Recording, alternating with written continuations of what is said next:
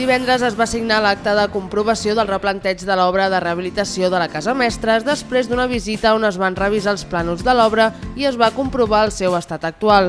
Un pas important ja que suposa l'inici oficial d'unes obres per a un nou espai obert a la ciutadania on l'ocupació i la promoció econòmica seran els eixos centrals.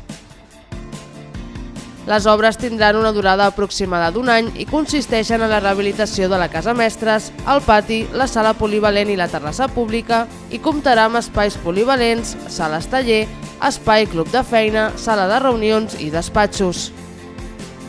El Departament de Promoció Econòmica de l'Ajuntament també s'ubicarà en aquest equipament.